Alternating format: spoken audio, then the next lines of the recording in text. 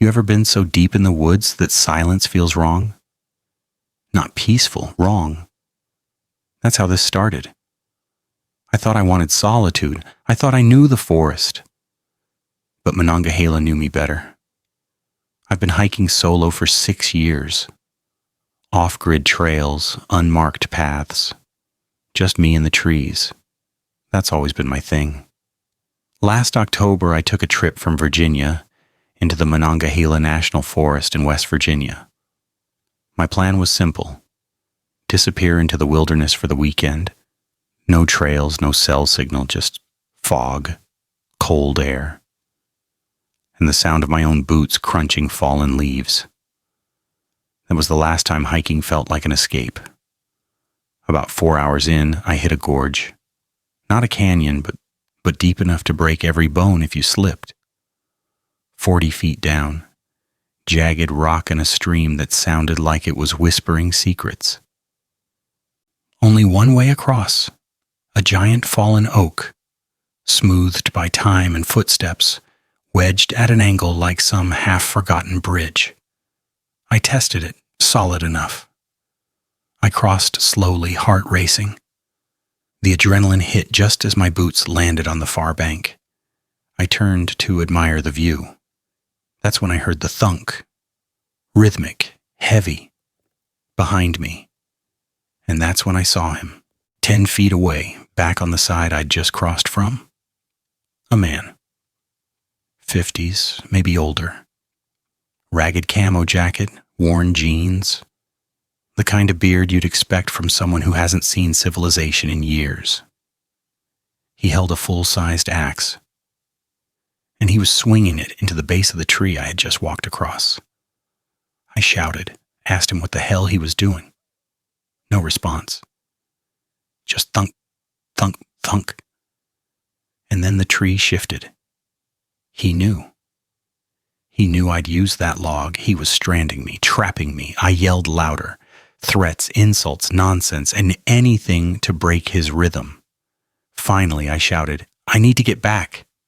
He paused, looked up for the first time, and said, "That's not my problem."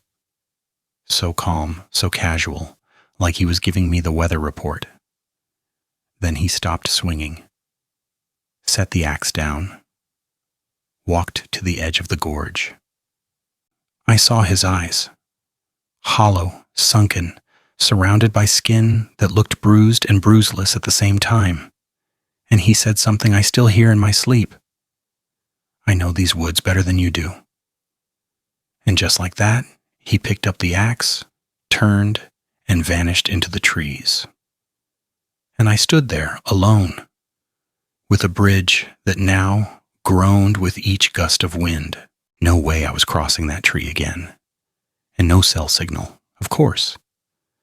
I decided to hike downstream, thinking I'd find another way across. But the gorge only deepened. The sun was sinking, shadows stretching, and every step made me feel further from anywhere I recognized. Then I found something. At first, it looked like a campsite, a clearing, a fire pit. But it was wrong. Carvings gouged deep into every tree, symbols, not letters. Rusty tools, cloth tied to branches. Small bones arranged in spirals, and in the center, hovering 6 feet above the fire ring, black smoke. Still, frozen, like someone had paused time. I couldn't move. I couldn't blink. The air around that smoke felt thicker, like grief and dread had physical weight. It didn't move. I don't think I breathed. And when I finally did snap out of it, I ran. That's when the footsteps started. First soft, then louder. Every time I turned, nothing.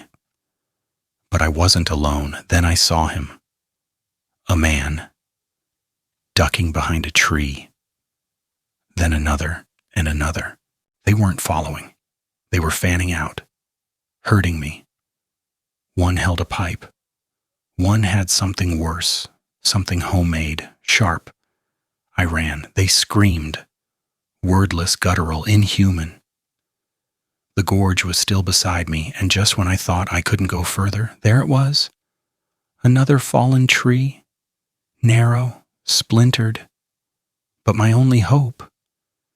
I didn't think. I crossed it, praying with every step, and when I reached the other side, I turned around.